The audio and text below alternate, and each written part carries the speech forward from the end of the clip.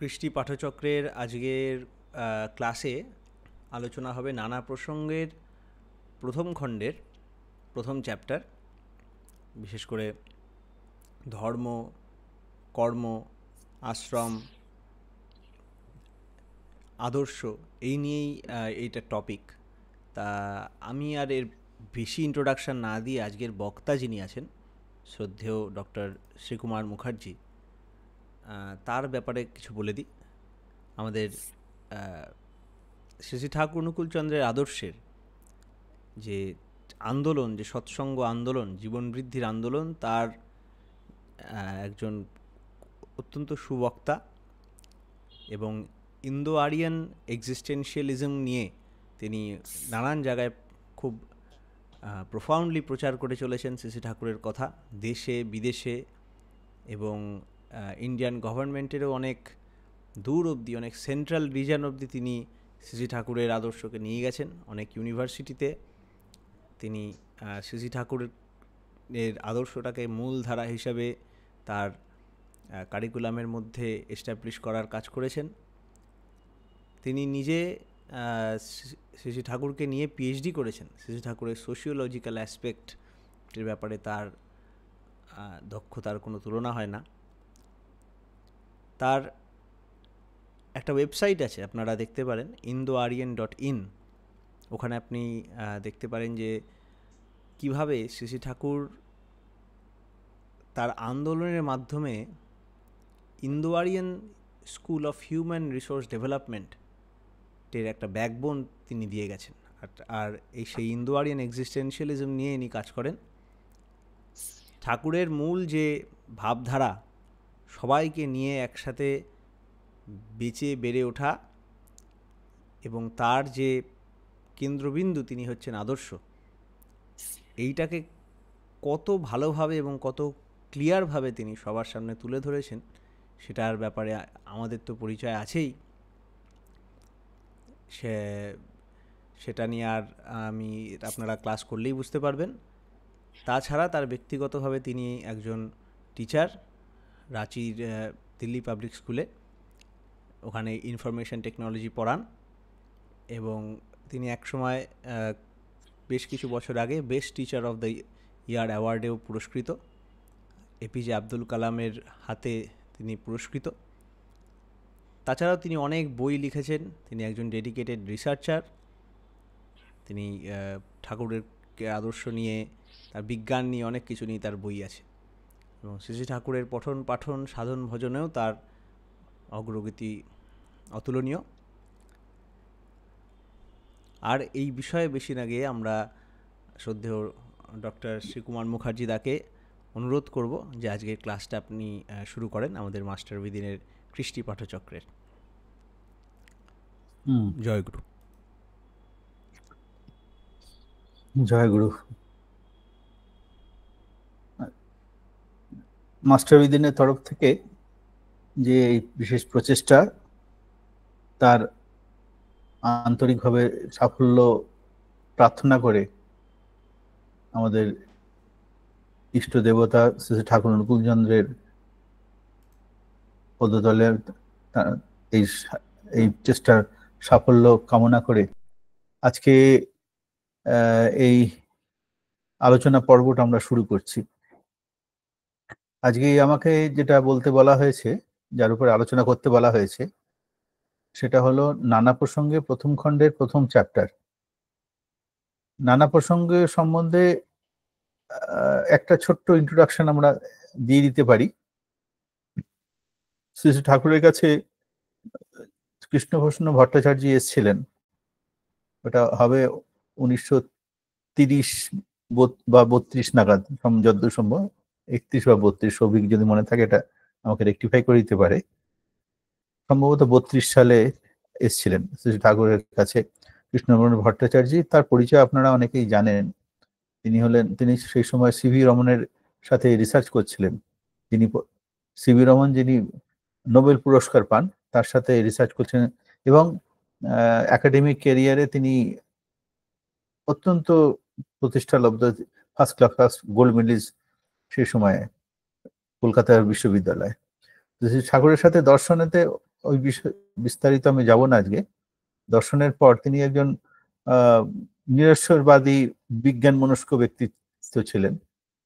শ্রী ঠাকুরের সাথে দেখা করার পর কিছু প্রশ্ন উত্তর ইত্যাদি হওয়ার পর তিনি এত বেশি মুগ্ধ হন, প্রভাবিত হন, তার চিন্তার গভীরতা, তিনি যে বিজ্ঞান চেতনাকে আধ্যাত্মিকতার আলোকে যে পর্যায়ে নিয়ে যাচ্ছিলেন সেটা দেখে তিনি একদম মোহিত হয়ে যান এবং পরবর্তীকালে তিনি শ্রী ঠাকুরের একনিষ্ঠ কর্মী হিসাবে তার সাথে যুক্ত হয়ে যান।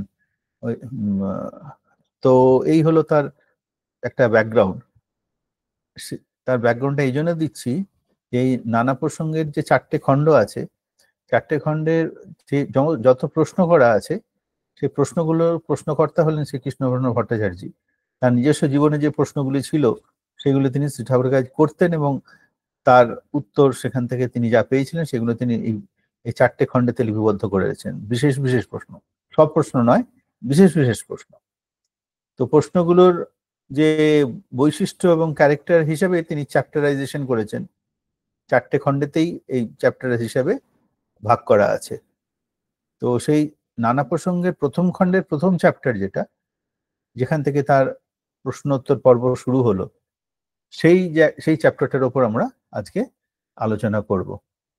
আপনারা সবাই স্ক্রিনেতে সেই নানা প্রসঙ্গের প্রথম খণ্ডটা দেখতে পাচ্ছেন, যেখানে প্রথম প্রশ্ন তিনি ঠাকুর, আমি এটা যেহেতু একটা ক্লাসের মতন করে, তাই ওই প্রশ্ন যা বইতে যেমন দেওয়া আছে তারই ভিত্তিতে আমরা একটু ব্যাখ্যামূলক আলোচনা করব এবং সেখানে যদি কোনো প্রশ্ন থাকে বা সেগুলো আমরা নিজেদের মধ্যে সলভ করার চেষ্টা করবো। হ্যাঁ, তার আগে একটুখানি বলে রাখি, সৌভিক যেসব কথাগুলি বললো ওগুলো তেমন খুব একটা গুরুত্বপূর্ণ না। আমি সেটা শুধু বলছি না, আমাদের মূল লক্ষ্য হলো শ্রী ঠাকুর ওই হিন্দু আরিয়ান ওগুলো খুব একটা ভ্যালুয়েবল নয়, ওগুলো অত গুরুত্বপূর্ণ নয়। ওটা একটা নাম দেওয়া হয়েছে সাধারণত মানুষের, মানে যারা একটা সমাজে যারা থাকে একটা বিশেষ স্তরের লোকেরা হঠাৎ করে গুরু টুরু বললে অনেক সময় বুঝতে পারে না, আর শ্রী ঠাকুর বলেও সব একটা অন্যরকম কালার দিয়ে সেটাকে দেখে। সেই জন্য ইন্দো আরিয়ানের কথা বলা হয়েছে। ঠাকুরের আন্দোলনটাও এটা, এই শব্দটাও কিন্তু ঠাকুরেরই চয়ন করা, ইন্দো আরিয়ান বা আর্য কৃষ্টির যে উৎসের ধারা যেটা, সেটা একটা ইন্দো আরিয়ান কালচার, সেটাকে ঠাকুর আর্য কৃষ্টি বলছেন আর কি, বা ইন্দো আর্য কৃষ্টি বলছেন। তো সেই শব্দটাকেই ওখান থেকে কয়েন করা হয়েছে, যার সাথে একটা এই আন্দোলনের একটা ইতিহাস জড়িয়ে আছে, কোথা থেকে শুরু হলো এবং বিভিন্ন ধর্মমত দর্শন এর সৃষ্টির যে গোড়া সেটা কিন্তু এই আর্য মতের মধ্যে দিয়ে এসছে। তো ঠাকুরের সমস্ত কর্তা কিন্তু আলটিমেটলি আর্যবাদের প্রতিষ্ঠার জন্যই তিনি বলেছেন। আর্যবাদের যে যে সারবত্তা, আধুনিক যুগের তার যে রেলিভেন্স, সেটাকে তিনি তুলে ধরেছেন। সেই একই জিনিসকে আমরা একটা অন্য নাম দিয়ে করেছি, কিন্তু ওর পেছনে সবটাই ঠাকুরের দেওয়া, ঠাকুরের বলা, ঠাকুরেরই করা। আমরা শুধু সেটা নিজের মতন করে রিপ্রেজেন্ট করার চেষ্টা করেছি, আর কিছু না। যাই হোক, আজকে আমরা মূল বিষয়ে আসি। এই আলোচনা, এই নানা প্রসঙ্গের প্রথম খণ্ড যখন রচিত হয়, মানে প্রকাশিত হয়, এটা সম্ভবত 1934 সাল প্রথম প্রকাশিত হয়, স্বাধীনতার পূর্বে। তো এই নানা প্রসঙ্গের প্রথম খণ্ডের সাথে আমারও একটা বিরাট ইতিহাস জড়িয়ে আছে। যাই হোক, সেই প্রসঙ্গে আমি আজকে আর আলোচনা করছি না। আমার প্রথম ঠাকুরের প্রতি তীব্র আকর্ষণ জন্মায় এই নানা প্রসঙ্গের প্রথম খণ্ড পড়ার পরই, সেই কলেজ লাইফে। তখন তার প্রতি একটা মুগ্ধতা আমারও কাজ করে, যে এরকম যিনি বলতে পারেন তিনি কি স্তরের মানুষ। যাই হোক, প্রথম প্রশ্ন যেটা করা হয়েছে ঠাকুরের কাছে, কৃষ্ণপ্রশ্ন ভট্টাচার্য করছেন, বলছেন যে আপনার আশ্রমে তো অনেক কর্মপ্রতিষ্ঠান গড়িয়া উঠিতেছে, কোন আদর্শকে সম্মুখে রাখিয়া এগুলি গড়িয়া তুলিতেছেন? ভাষাটা অবশ্য শুদ্ধ বাংলাতে, সেই সময় বাংলাকে এইভাবেই লেখা হতো, তাই সেই শুদ্ধ বাংলাতে লেখা হয়েছে। তো এখানে বলছে আপনার আশ্রমেতে এত কর্মপ্রতিষ্ঠান যে গড়ে উঠেছে, কোন আদর্শকে সামনে রেখে এটা আপনার এই কর্মপ্রতিষ্ঠান গড়ে উঠেছে? তিনি আশ্রমের কাজকর্ম দেখে প্রথম এই প্রশ্নটা তার মাথায় এলো, যে এত কর্মপ্রতিষ্ঠান কেন? ধর্ম সম্বন্ধে তার নিজস্ব একটা মন গড়া ধারণা ছিল, তারই উপর দাঁড়িয়ে তিনি এই প্রশ্নটা করলেন, যে এই একটা আশ্রম যেখানে সেখানে ভজন কীর্তন, দেবী দেবতার পূজা উপাসনা হবে, সেখানে এত কর্মপ্রবণতা কেন, কর্ম প্রতিষ্ঠান কেন? তো তখন ঠাকুর বলছেন যে শুধু কথায় আমাদের উন্নতি হবে না, কথায় আমাদের শুধু কথা বললে হবে না। আমি চাই যে দেশের প্রতিটি ছেলে এমন শিক্ষা পাক যাতে তারা প্রত্যেকে নিজের পায়ে দাঁড়াতে পারে। দেশে যদি ইন্ডাস্ট্রি যদি না গড়ে ওঠে তাহলে তো কিছু হবে না। যদি মানুষ কর্মশীল না হয় তাহলে তো ধর্ম শুধু মুখের কথা মাত্র থেকে যাবে। তাই জন্য এখানে যে যে যে যে ব্যক্তি যে যে বিষয়ে এক্সপার্ট তাদের নিয়ে একটা করে সেন্টার গড়ে উঠেছে। তাই এই যে আপনি প্রশ্ন করলেন যে কর্মপ্রতিষ্ঠান গড়ে উঠেছে, তো এর পেছনে আমার এই মোটিভ যে দেশে যদি মানুষ যদি শিক্ষিত না হয়, ইন্ডাস্ট্রি না গড়ে ওঠে, তাহলে তো ধর্মটা মুখের কথা, তাহলে এই ধর্মের কি অর্থ হয়? তাই আমি এখানকে যারা যারা বিশেষ বিশেষ এক একটা বিষয়ে পারদর্শী যারা, তাকে কেন্দ্র করে এক একটা এরকম কর্ম প্রতিষ্ঠান বা কর্ম যোগ্য এক একজনকে কেন্দ্র করে গড়ে উঠেছে। যেমন মনে করুন যে কারোর হয়তো প্রিন্টিং টেকনোলজি সেই ভালো জানে, তাকে ওই দায়িত্বটা দেওয়া হলো, সেখানে তার কাছে থেকে বাকিরা সব শিক্ষা লাভ করলো, সাথে সাথে ওর থেকে কিছু আশ্রমের যে কাজ, সে কাজও হলো, কিছু শিক্ষা লাভও হলো, এবং তার দিয়ে কিছু ব্যবসাও করা হলো, মানে যাতে মানুষের সেবা। ব্যবসাটা এই সব প্রসঙ্গে আমি পরবর্তীকালে আর হঠাৎ করে ব্যবসা বললে মনে হয় যে শুধু আর্থিক মুনাফা, ব্যাপারটা তো আর নয়। সেটা আসছে কি করে সেসব পরবর্তীকালে সব প্রশ্ন আছে। তো এই যে একটা বিশিষ্ট বিশিষ্ট লোককে কেন্দ্র করে এই কাজগুলি গড়ে উঠেছে। তখন তার মধ্যে প্রশ্ন হলো, তাহলে আচ্ছা আপনারা যে প্রশ্ন করছেন যে আচ্ছা আপনারা আশ্রমে যে এই মডার্ন অ্যাক্টিভিটিগুলি দেখে মনে হয় এই জন্য সব পাশ্চাত্য ছাঁচে গড়া। পাশ্চাত্য মানে পশ্চিমে দেশেতে একটু ইন্ডাস্ট্রিয়াস যে অ্যাক্টিভিটি গুলো খুব বেশি প্রাধান্য সে সময় পাচ্ছিল, সেইটার উপর সেইটাকে দেখেই তিনি বলছেন যে আপনারা এইগুলো দেখে মনে হয় কিছুটা ওয়েস্টার্নাইজড রকমের। তাহলে আমাদের দেশে যে প্রাচীন আশ্রমগুলো ছিল, যেমন বৈশিষ্ট্য আশ্রম, কপিল আশ্রম, কপিল মুনির আশ্রম, বৈশিষ্ট্য মুনির আশ্রম, এই যে মুনি ঋষিদের যে আশ্রমগুলো ছিল, সেখানেও কি এমন এরকমই ছিল? আপনার কাজগুলো দেখে মনে হচ্ছে এই জন্য বিদেশে বা ইউরোপের ছাঁচে গড়া এরকম ইন্ডাস্ট্রিয়াল অ্যাক্টিভিটি। তাহলে আমাদের ভারতে পূর্ব অতীতে, প্রাচীন ভারতে যেসব ঋষিমণিদের আশ্রম ছিল সেগুলোতে কি এরকমই ছিল? তখন ঠাকুর বলছেন তখন যেমন প্রয়োজন ছিল তেমনই সেখানে অ্যাক্টিভিটিগুলি ছিল। উনি বলছেন তার মানে এটাকে সমর্থন করছে, হ্যাঁ ছিল, তখনও ছিল, এই জিনিসই ছিল, কিন্তু তখনকার প্রয়োজন মতন ছিল। এখন যেটা করছি সেটা আজকের প্রয়োজন মতন করে। তবে ইন্ডাস্ট্রিয়াল অ্যাক্টিভিটি ছিল, এটাকে ঠাকুর বললেন। তখন ওনার মধ্যে একটা অবাক ব্যাপার হলো যে এরকম কথা বললেন, এটা আমি ঠিক মেলাতে পারছি না। তখনকার দিনে সম্বন্ধে আমাদের যা ধারণা, সেই ধারণার সাথে ঠাকুরের কথা মিলছে না।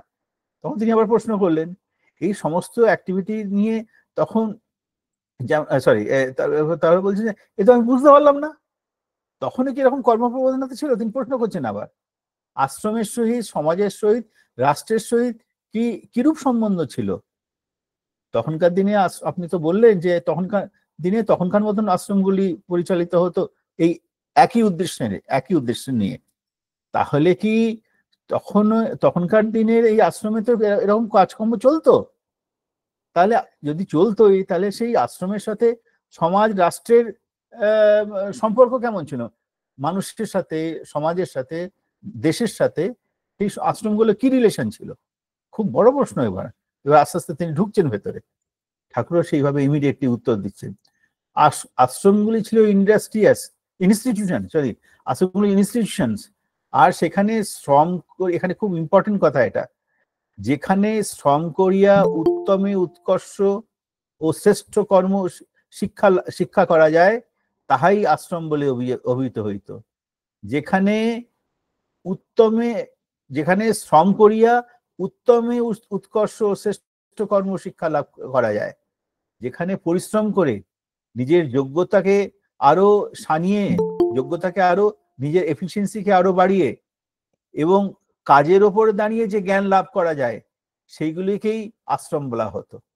আশ্রম মানে যেখানে শ্রম করে উৎকর্ষে উন্নত হওয়া যায় এবং শিক্ষা লাভ করা যায়, শ্রম করে যেখানে জ্ঞান লাভ করা যায়, সহজ কথায় সেটাকেই বলা হতো আশ্রম।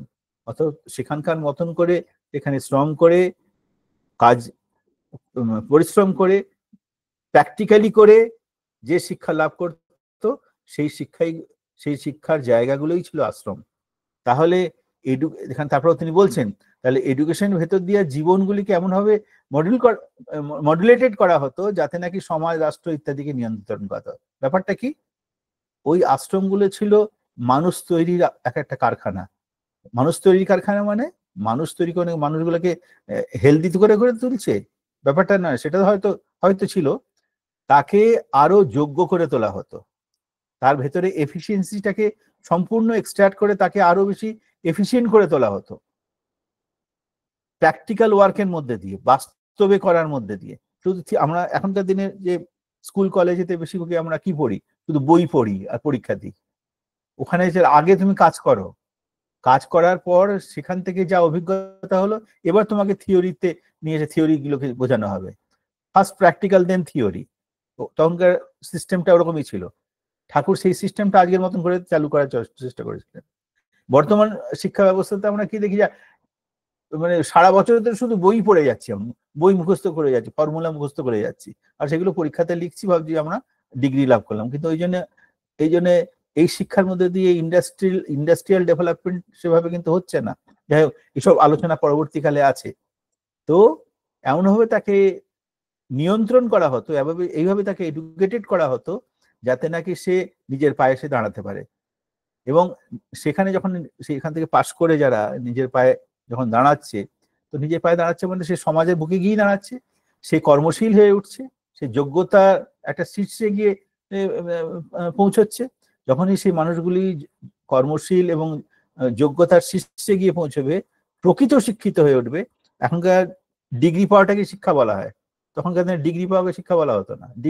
ডিগ্রি পরে আগে তুমি প্র্যাকটিক্যালি পাস করো, প্র্যাকটিক্যালি যদি পাস করো তখন তোমাকে ডিগ্রি দেওয়া হতো সমাবর্তনে, তখনই তাকে পাস বলে বলা হতো।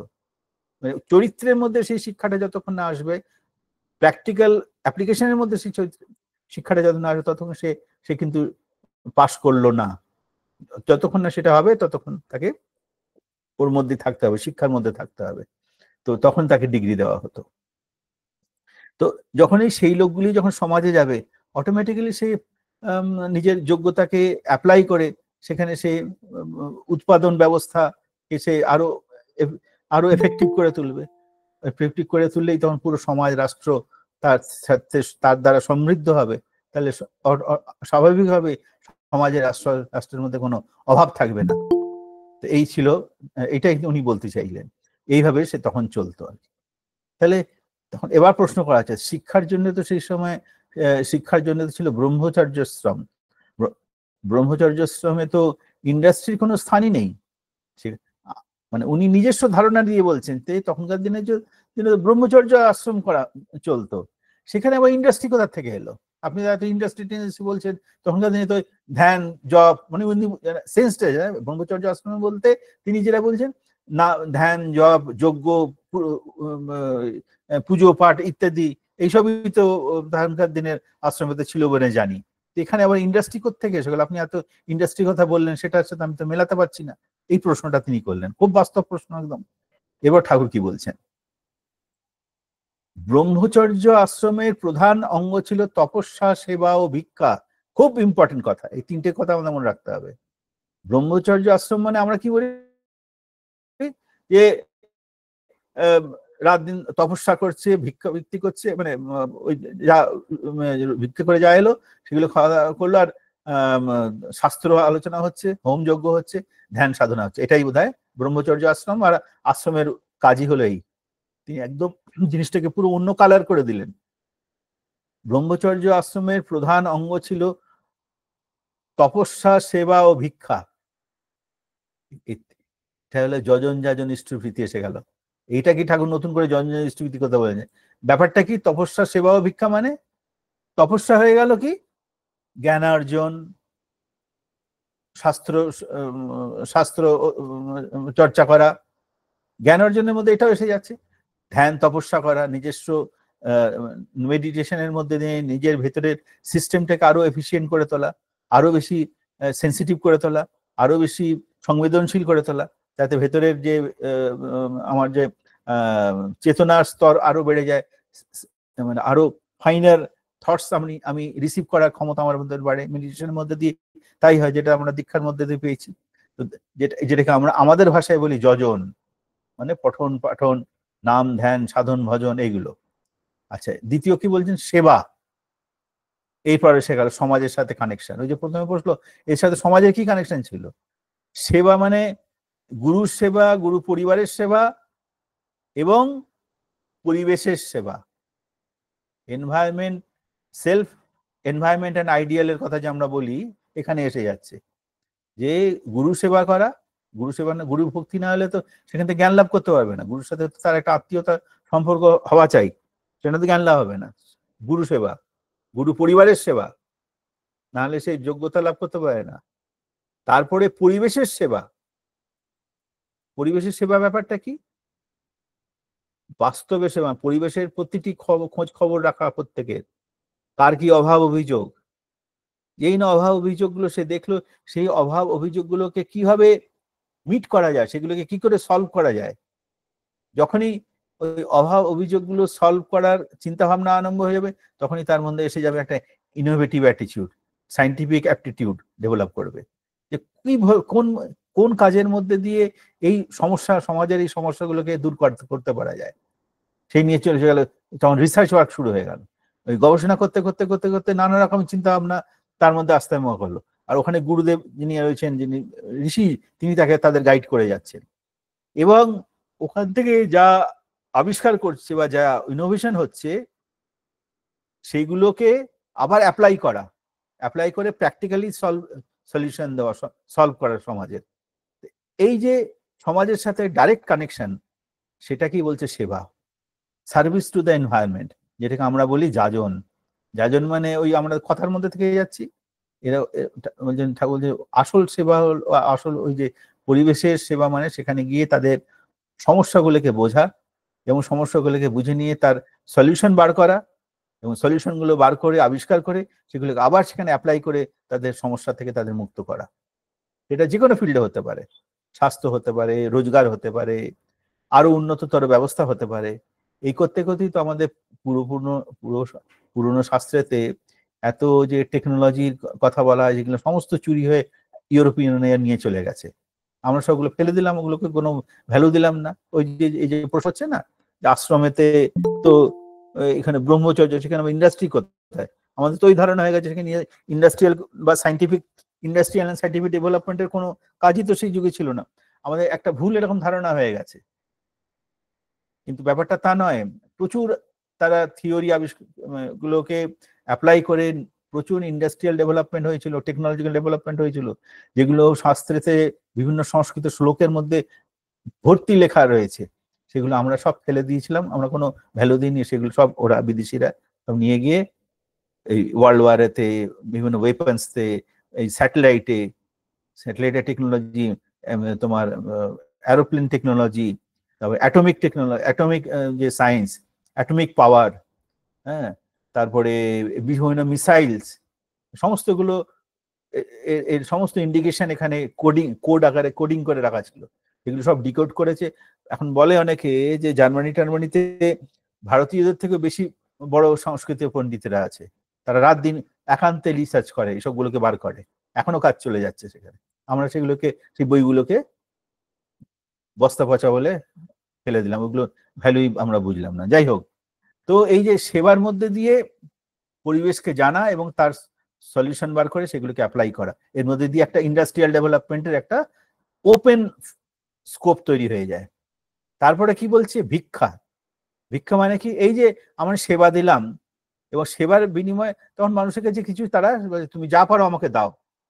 তখন লোকেরা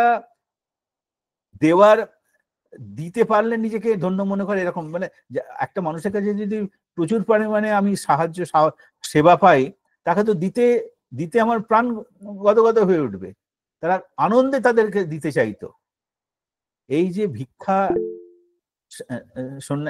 মানে যারা আশ্রমবাসীদের যে ভিক্ষা করার সেই যে একটা প্র্যাকটিস হলো, ভিক্ষা করে করতো কি, সেখান থেকে যা পেতো প্রথমে গুরুকে দিত, ওই যে ইষ্টভৃতি ওর উপার্জন করে প্রথমে গুরুকে দেওয়া, গুরু পরিবারের পোষণ এবং নিজেরও পোষণ। তো এই সেই সেবার বিনিময়ে তারা যে পেত সেটাকেই বলা হয় ভিক্ষা। এবং ভিক্ষার মধ্যে দিয়ে কিন্তু আবার ওই মানুষের অভাবগুলোকে তারা আরো স্টাডি করার সুযোগ পেত, ঘরের ভেতরে গিয়ে তাদের অভাবগুলোকে স্টাডি করার সুযোগ। ভিক্ষা মানে শুধু নিলাম আর চলে গেলাম, আর আমার কোনো মতলব নেই, আবার কালকে এলাম, তা নয়। কিভাবে তাকে আরো বেশি উপযোগী করে তোলা যায়, আরো বেশি যোগ্য করে তোলা যায়, যাতে সে আরো বেশি সক্ষম হয়ে ওঠে দেওয়ার। সেখান থেকে সে যেটুকু দেবে তাতেই সে নিয়ে সন্তোষ, সেখানে কোনো দাবি দেওয়ার ব্যাপার ছিল না। তো হয়ে গেল তপস্যা, মানে সাধন ভজন, শিক্ষা, জ্ঞান লাভ করা, সেবা, শিক্ষাগুলো শেখা, জ্ঞানের বিনিময়ে মানুষের কাছে গিয়ে তাদের সেবা দিয়ে তাদের অভাবগুলোকে বুঝে তার অভাবের সমাধান বার করে সেগুলোকে আবার প্রয়োগ করে তাদের কাছে যাওয়া, এবং তার বিনিময়ে আমি বলবো না, এবং তাদের কাছ থেকে যা পাওয়া যায় সেই নিয়ে তারা নিজের জীবনযাপন করতেন, গুরু সেবা করতেন এবং নিজের এই যজন যাজন ইষ্টভৃতি, তখনকার সেটাকে ঠাকুর আধুনিক করে দেখিয়ে দিলেন, যজন যাজন ইষ্টভৃতি। তো আমাদের যাজন মানে কিন্তু এই ব্যাপারটাকে আমাদের মাথায় রাখতে হবে। আমাদের সেভাবে তো হয়ে ওঠে না বা করি না আমরা, কিন্তু যাজন বলতে ঠাকুর এটাই বলতে চেয়েছিলেন। তো এইভাবে তারপরে এরপর প্রশ্ন, হ্যাঁ এই ব্যাপারটা এখানে এই যে এই আলোচনার মধ্যে এই ব্যাপারটাই রয়েছে, নতুন করে আমি বলার দরকার নেই। এবার প্রশ্ন করছে কর্ম ধর্মের সমন্বয় এখানে তাহলে কি করে হলো? এখনো তিনি কনফিউজড হয়ে যাচ্ছেন। কর্ম তো আমি বুঝলাম, এই কর্মের সাথে ধর্মটা আসছে কোত্থেকে, কি তার রিলেশন? তখন ঠাকুর বলছেন কর্ম ধর্মের সমন্বয় তো হয়েই আছে। যা একটা বস্তুকে ধরে রাখতে গেলে যা যা প্রয়োজন সেটাই হলো তার বস্তুর ধর্ম। একটা এই পেনটা আমার কাছে আছে, এই পেনটাকে আমি যদি, পেনের এক্সিস্টেন্সটা রয়েছে কি করে, যে এর যে ক্যারেক্টারিস্টিক্স সেইটা রয়েছে বলেই ক্যারেক্টারিস্টিক্সটাকে আমি ধরে রেখেছি বলেই এই পেনটা রয়েছে, তাই না? তো এই characteristics of the pain is the existence, the cause of the existence of the pain. তাহলে এইটাই তো তার ধর্ম। সেই ধর্মটাকে আমি যদি, এর যা ধর্ম সেটাকে আমি ধরে রাখি থাকলেই এর অস্তিত্ব থাকবে। তখন ওনার মাস্টারটা আস্তে আস্তে খুলছে যে এইভাবে তো কখনো আমি আগে ভাবিনি, ধর্ম একটা অন্য জিনিস, কর্ম একটা অন্য জিনিস, এর সাথে ওর কোনো তো এর তো চিরবিরোধ। তো এই দুজনের কানেকশন হচ্ছে কেন? তা বলছে যে ধর্মটা তো কর্মের মধ্যে হয়েই আছে। তাহলে এই অস্তিত্বকে ধরে রাখতে গেলে যা যা করতে হয় সেটাই তাহলে যদি তার ধর্ম হয়, তাহলে তো কর্ম আর ধর্ম পরস্পরের পরিপূরক। কর্ম করছি কি জন্যে? যাতে আমরা ভালো থাকি, ওরা কাজে ওই সময়কার কথা বলা হচ্ছে, যাতে আমি ভালো থাকি, আমি যাদের নিয়ে আছি তারা যেন ভালো থাকে। এই ভালোটাকে ধরে রাখতে গেলে যা করতে হয় সেটাই ধর্ম। তো ভালো করার জন্য কর্ম করতে হচ্ছে, এই কর্ম করাটাই তাহলে ধর্ম হয়ে গেল। তো ধর্ম আর কর্মটা পৃথক কিছু নয়, এটাকে ধরে রাখার জন্য যে কর্ম করতে হচ্ছে সেটাই, সেই কাজ করাটাই হলো ধর্ম। ধর্ম বলে আলাদা কোনো অস্তিত্ব নেই। তাই জন্য বলছেন ধর্ম কর্মের তো সমন্বয় হয়েই আছে। তো মানুষ যদি কর্মশীল হয় তাহলে সে ধার্মিক হবে, কর্মশীল যদি না হয় তাহলে আর সে ধার্মিক হলো না। তো এইভাবে ব্যাপারটা ঠাকুর বুঝিয়ে দিলেন, তখন তার মাথাটা খুললো এবারে। তাহলে তিনি বলছেন তাহলে তো ইউরোপ তাহলে অনেক কর্মশীল। ইউরোপিয়ান সেই সময়কার কথা বলছে, ইউরোপিয়ান কান্ট্রি তো অনেক বেশি, সেখানে টেম্পারামেন্ট অফ ওয়ার্ক অনেক বেশি তাদের মধ্যে। তাহলে কি তারা কি ধার্মিক? প্রশ্ন করছে, খুব রিয়েলিস্টিক প্রশ্ন। ইউরোপীয়তে এত কর্ম প্রবণতা চলছে, তো তাহলে কি তারা কি ধার্মিক? মানে তিনি আবার ভারতীয়দের আলোকে বলছে এই যে হোম যজ্ঞ পূজা এই নিয়ে যে এত মাতামাতি, আমরা তো এটাকে ধর্ম বলি। তাহলে ইউরোপিয়ান যে এত কাজ করছে, ইন্ডাস্ট্রিয়াল ডেভেলপমেন্ট করছে, ইকোনমিক গ্রোথ হচ্ছে সেখানে, তারা কি তাহলে ধার্মিক হয়ে গেল আপনার কথা হিসেবে? যদি কর্মটাই ধর্ম হয়, যা করলে আমার অস্তিত্ব ধারণ হয় তাই যদি ধর্ম হয়, তাহলে তো ওরা কাজ করছে, তাহলে ওটা কি ধার্মিক? তাহলে ঠাকুর বলছেন হ্যাঁ, আমার মনে হয় ইউরোপ আমাদের চেয়ে বেশি ধার্মিক। ইউরোপ আমাদের চেয়ে বেশি ধার্মিক। আমরা এখন যা ধর্ম বলতে যেটুকু যা করছি সেই তুলনায় ইউরোপিয়ানরা বেশি ধার্মিক। অদ্ভুত কথা। আমাদের মানে চিন্তা ভাবনা ধারণাটাই, যে আমরা যে ধারণা করে এসেছি ধর্ম সম্বন্ধে, সেই পুরো ধারণাটাই তিনি বদলে দিলেন। অ্যাকচুয়ালি এটাই ছিল, আমাদের ধারণাটাই ভুল ছিল। আমার ঠাকুর এটাকে এক্সপ্লেন করে বলছেন। ইনি আবার তখনও খুব একটা স্পষ্ট হচ্ছে না, তিনি বলছেন, প্রশ্ন করছেন, এটা কি করে, তাহলে ধর্ম মানেটা আপনি কি বলতে চাইছেন? এটা যদি হয়ে থাকে তাহলে ধর্ম মানেটা কি, তাহলে আপনি কি বলতে চাইছেন ধর্মের মানে? এবার ঠাকুর বলছে, যাহা আমাদিগকে ধরিয়া রাখে, যাহা আমাদের এক্সিস্টেন্স বজায় রাখে, তাই ধর্ম। এই তো এক্ষুনি আমরা বললাম, যা করলে আমার এক্সিস্টেন্স বজায় থাকে, এক্সিস্টেন্সকে ধারণ করা যায়, তাই হলো ধর্ম। তাহলে এক্সিস্টেন্সকে ধারণ, তাহলে ধর্মের প্রধান অঙ্গ হয়ে গেল কাজ। এই যে বলছেন, তাহা যদি হয় তবে আমাদিগকে সেই কর্ম করিতে হবে যাহাতে আমার এক্সিস্টেন্স অব্যাহত তো থাকেই, বরং পাকা হয়। তাহলে ধর্ম মানে আমাকে, আমার এটাই যদি ধর্ম হয়, তাহলে আমাকে তো বেঁচে থাকতে হবে। বেঁচে থাকার জন্য যা করতে হবে সেটা তো করতেই হবে, প্লাস এই বেঁচে থাকাটা যেন আরো চিরস্থায়ী হয়, এমন কাজ করাই হলো, এই কাজ করাকেই বলা হয় ধর্ম। ধর্ম মানে যা কাজ করলে, যা করলে আমার অস্তিত্ব ধারণ তো হয়, বরং সেটা আরো স্থায়ী হয়, আরো পাকা হয়, তখন ব্যাপারটা তার কাছে আস্তে আস্তে। তো এই থাকাটা কি, সব দিক দিয়ে বাঁচা, বৃদ্ধি পাওয়াকে অব্যাহত রাখার জন্য, বাঁচবার জন্য, আনন্দের জন্য, সুখ সুবিধার জন্য মানুষ যা করে তাই ধর্ম। আমার এক্সিস্টেন্স সুখ সুবিধার জন্য, এই যে গাড়ি বাড়ি, পাখা, আলো, এরোপ্লেন, হ্যাঁ, এই যে সায়েন্স অ্যান্ড টেকনোলজি, এই যে কমিউনিকেশন টেকনোলজি, এগুলো কি জন্য হয়েছে? এটা তো সায়েন্টিফিক ডেভেলপমেন্ট। সায়েন্টিফিক ডেভেলপমেন্টটা হলো কেন? যাতে আমি ভালো থাকি। ভালো থাকার জন্যই এই ডেভেলপমেন্ট গুলো করা হয়েছে। তো ভালো থাকাটা যদি, ভালো থাকার যে যাতে ভালো থাকি সেটা যদি ধর্ম হয়, তাহলে এই যে সায়েন্টিফিক ডেভেলপমেন্ট যা হচ্ছে বা হবে বা যা হয়েছে, সবটাই ধর্মের জন্য।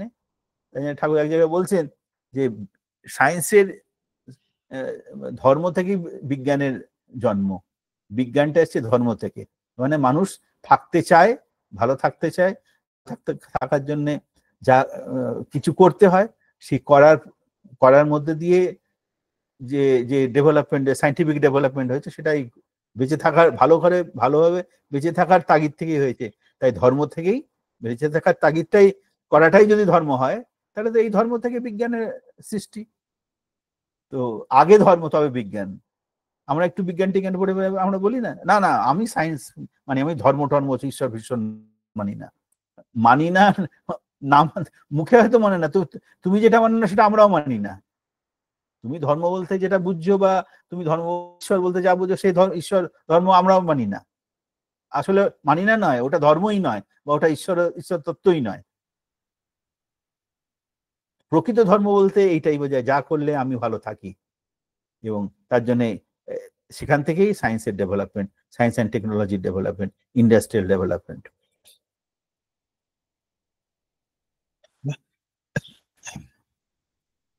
এখানে আরো এক্সপ্লেন করে বলছেন যে আমি যে আছি, এবার আমি যে থাকতে চাই, বারবার করে বলা হচ্ছে, এই থাকাটাকে আমি অনুভব করব কি করে, বা অনুভব করছি কি করে? আমরা প্রত্যেকেই ফিল করছি আমি আছি তখনই আমি ফিল করছি যখন আশপাশ থেকে আমি সাড়া পাচ্ছি। এটা হয়তো আমরা কনসিয়াসলি একটু বোঝা মুশকিল, কিন্তু বাস্তবে এটাই।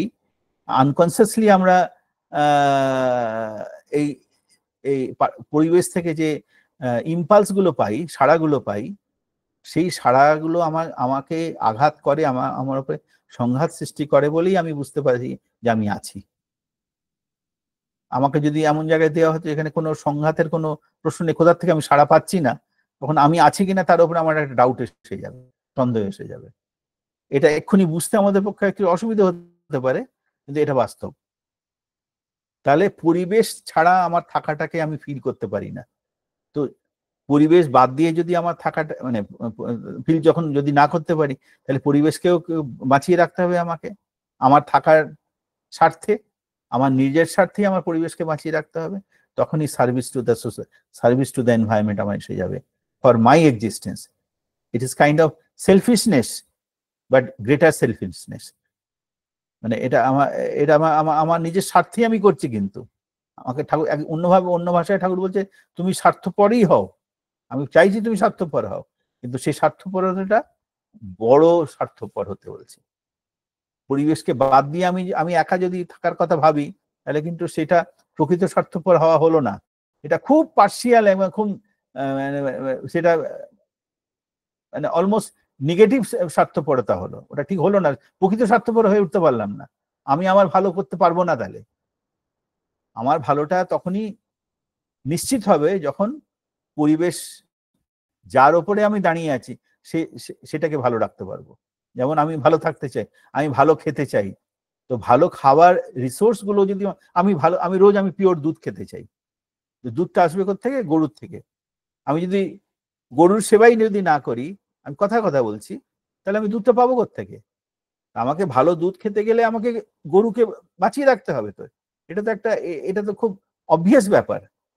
ঠিক সেই রকমই আমাকে বেঁচে থাকতে গেলে যা যা আমার প্রয়োজন সবগুলোকে আমাকে বাঁচিয়ে রাখার দায়িত্ব আমার, তবে কি আমি ভালো থাকতে পারবো। It is kind of selfishness, স্বার্থপরতা। সেই স্বার্থপর ঠাকুর হতে বলছেন, কিন্তু এটাই কিন্তু ওই হলো সাধনা, সেবা এবং ভিক্ষা। তো এই হলো ব্যাপার। তারপরে টাইম লিমিটেড, টাইম ক্রস করলে আমাকে অ্যালার্ট করে দিও, আবার এই ব্যাপারগুলো খুব বোরিং না হয়, আবার একটু ইন্টারাকশন হলে বেশি ভালো হয়। কেউ যদি এর মধ্যে প্রশ্ন টশ্ন করে তাহলে একটু ভালো লাগে আর কি। একতরফা হচ্ছে কিরকম, অপর দিক থেকে কোনো সাড়া পাওয়া যাচ্ছে, মানে বুঝতে পারছে কি পাচ্ছে না, সেটা যদি না বুঝতে পারা যায়, মানে ক্লাসগুলো একটু ইন্টারাক্টিভ হলে বেশি ভালো হয় আর কি। যদি এটা ক্লাসের মতনই আমরা ধরি মানে কি এটা সেই হিসেবেই করা হচ্ছে, অতএব সেখানে যারা শ্রোতা আছেন তারা যদি একটুখানি বা যদি কোনো করেন বা কোনো সাড়া দেন, ওই যে আমি সাড়া পাচ্ছি না, সাড়া যদি না পাই, আমি আমি আমার বলাটা হচ্ছে কিনা আমি বুঝতে পারবো না, তো এটা এনজয়েবলও হবে না। যাই হোক, এরপরে আবার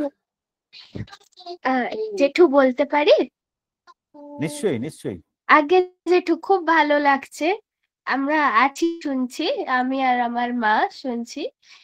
আর আমার একটা প্রশ্ন ছিল, এই পৃষ্ঠ 4-এ যেখানে ঠাকুর প্রশ্ন করা হয়েছে কর্ম ও ধর্মের সমন্বয় এখানে কিরূপে হইয়াছে, যেখানে ঠাকুর বলেন আর যেমন যেমন করিয়া সেই বস্তু ঠিক তেমন তেমন করিয়া তাহাকে জানিতে হইলে তেমন তেমন করিতে হইবে, এই ব্যাপারটা আরেকটু স্পষ্ট করে যদি একটু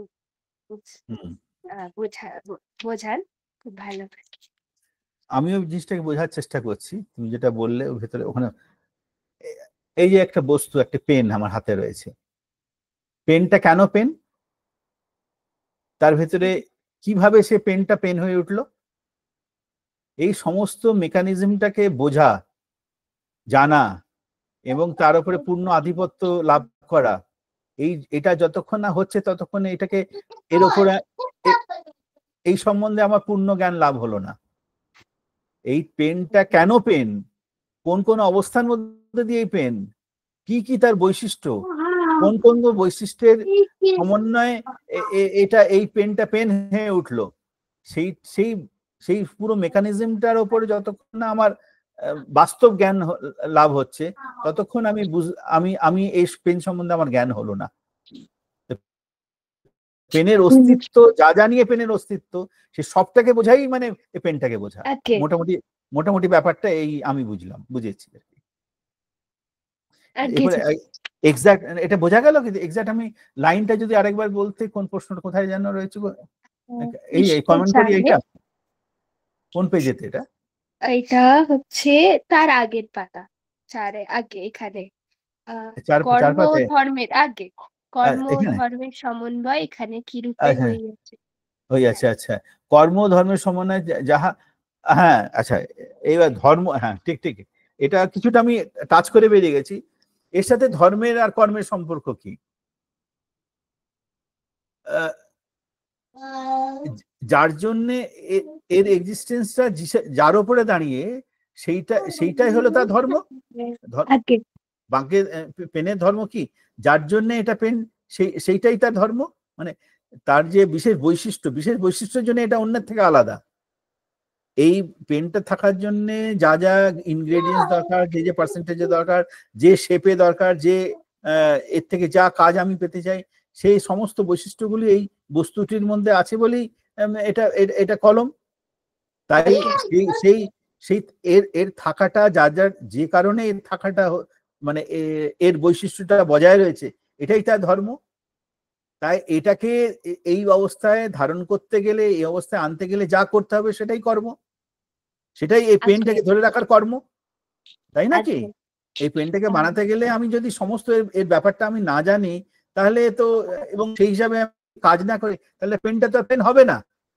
এই পেনটাকে পেন বানাতে গেলে তো এর সমস্ত বৈশিষ্ট্যগুলোকে আমাকে জানতে হয়েছে, এই ধর্মটাকে জানতে হয়েছে। এই ধর্মটাকে জানা এবং ধর্মটাকে জেনে এইভাবে তাকে এই অস্তিত্বে তাকে আনতে গেলে একটা তো কাজ করতে হবে। সেই কর্মটা আমি এই ধর্মকে জানলেই তখন আমার অটোমেটিক্যালি আমার কর্ম এসে যাবে। মানে এটাকে, এর অস্তিত্বকে ধরে রাখতে গেলে আমাকে সেই কাজগুলো করতে গেলেই তখন এই পেনটা পেন হয়ে উঠবে। এই কথা হলো, এর মানেটা হলো এই। আগে যেটু বোঝা গেল তো ব্যাপারটা কি? সন্দেহ থাকলো না তো? না না, ঠিক আছে, খুব ভালো আপনি এক্সাম্পল দিয়ে বোঝালেন, ওটা খুব ভালো। মানে আমি যেটুকু বুঝেছি এটাই মনে হচ্ছে, তাই আরো ভালো হয়তো হতে পারে, আমার ধারণাতে এইটাকে আমি বুঝলাম।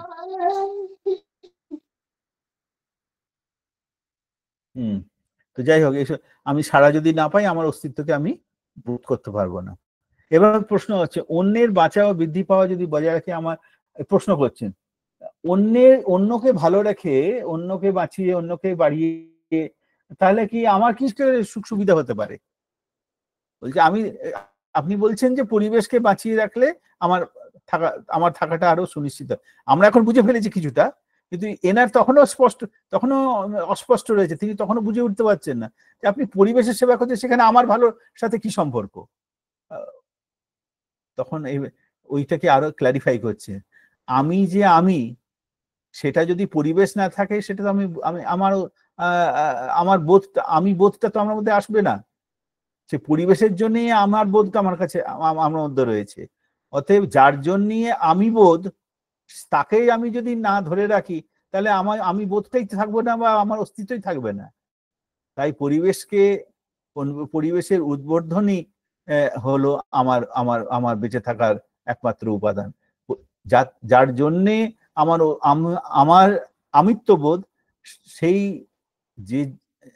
তাকে যদি আমি ধরে না রাখি, মানে পরিবেশের জন্যই আমি আমি আমি যে আমি, সেটা আমি বোধ করতে পারছি, যার জন্য আমার আমিত্ব বোধ করতে পারছি, তাকে যদি আমি না ধরে রাখি, তাকে যদি না বাঁচিয়ে রাখতে পারি, তাহলে আমার আমিত্ব তার থাকবে না, মানে আমিই থাকবো না, সোজা কথা। তাই আমাকে ধরে রাখতে গেলে আমার পরিবেশকেও ধরে রাখতে হবে। তাই পরিবেশের বাঁচাও বাড়াটা আমাদের জন্য এত বেশি অপরিহার্য। তাই তার প্রতি সেবা বিমুখ যদি আমি হই, তাহলে আমার অস্তিত্ব আস্তে আস্তে মানে ক্ষীণ হয়ে যাবে, অস্তিত্ব আমার সংকটের মধ্যে পড়বে। তাই পরিবেশকে সেবা দেওয়াটা এত প্রয়োজন। এবার প্রশ্ন করছি, তাহলে তো আপনার মতে, আপনার কথা হিসেবে প্রকৃত কর্মী যে সেই ধার্মিক? বলছি হ্যাঁ, সার্টেনলি। ধর্ম মানেই তো তাই। যেমন করলে চললে ভাবলে আমাদের বিইং এন্ড বিকামিং বজায় থাকে, যা করে চললে আমার অস্তিত্ব এবং বিবর্তন বজায় থাকে, সেটাই তো ধর্ম। তাই সাধারণ সন্ন্যাসী অপেক্ষা অনেক, সাধারণ সন্ন্যাসী মানে এমনি প্রকৃত সন্ন্যাসীর কথা বলছেন না, কিন্তু এনে মানে পোশাকি সন্ন্যাসী, হ্যাঁ, সাধারণ সন্ন্যাসী অপেক্ষা অনেক তথাকথিত মহাপুরুষ অপেক্ষা দাসদা বেশি ধার্মিক ছিলেন। মানে দেশবন্ধু চিত্তরঞ্জন দাসের কথা বলা হচ্ছে, কারণ তিনি তার পারিপার্শ্বিকের সেবা জীবনের মুখ্য ব্রত ছিল। পরিবেশকে কি করে ভালো করে রাখা যায়, সেটা তার অনেক বড়, মানে তার জীবনের একমাত্র মানে প্রাথমিক লক্ষ্য ছিল পরিবেশকে ভালো করে তোলা যায়, সমাজকে বড় করে তোলা, সমাজকে বাঁচানো। তাই he loved his environment sincerely to fulfil his principle. তার আদর্শকে পরিপূরণ করার জন্য, তার পরিবেশকে তিনি সেবা দেওয়ার জন্য নিজেকে সম্পূর্ণভাবে সিনসিয়ারলি তিনি নিজেকে নিবেদন করেছিলেন। আর আদর্শকে সার্থক করার উন্মাদনা যখন পেয়ে বসে, তখন সে পরিবেশের মধ্যে অঢেল ভাবে ছড়িয়ে পড়ে, পরিবেশ স্প্রেড করে যায়। যখন তার মাথায় থাকে একটা বড় উদ্দেশ্যকে পরিপূরণ করা, মানে একটা জীবন্ত আদর্শকে পরিপূরণ করা। তাই তিনি ছিলেন সাংঘাতিকভাবে active to the right direction. Active অনেকে থাকে, অনেক সমাজসেবক থাকে, অনেক দেশ তথাকথিত দেশপ্রেমিক থাকে, তার পেছনে মোটিভটা কিন্তু সবসময় যে প্রকৃত উন্নতি কিন্তু থাকে না। বেশিরভাগ সময় সাধারণ মানুষ, আমাদের মতো সাধারণ মানুষ কি হয়, যে আমার কোনো উদ্দেশ্য, কোনো একটা হিডেন কোনো ডিজায়ারকে ফুলফিল করার জন্য আমরা সেগুলো উপরে অ্যাক্টিভিটি, আমরা উপরে আমরা অ্যাক্টিভ হয়ে যাই। হয়তো নাম, যশ, মান, প্রতিষ্ঠা, কিছু পাওয়ার লোভ, এইগুলোই আমাদের মোটিভেটিং ফ্যাক্টর বেশিরভাগ ক্ষেত্রে হয়ে ওঠে।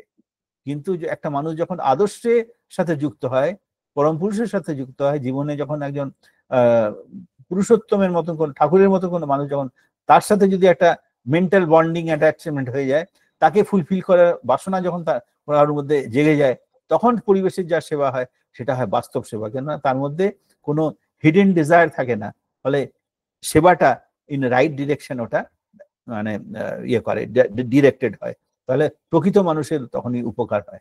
সেই দিক দিয়ে বলছেন দেশবন্ধু চিত্তরঞ্জন দাস অনেক তথাকথিত বা মহাপুরুষ এবং ধার্মিকের লোকের থেকে অনেক বেশি ধার্মিক তিনি ছিলেন, কেন তিনি বাস্তবে নিজের আদর্শকে পরিপূরণ করার জন্য পরিবেশের সেবাতে নিজেকে আত্মনিবেদন করেছিলেন। এরপর প্রশ্ন করছে, ইউরোপের সম্বন্ধেও কি তাই সেই কথা?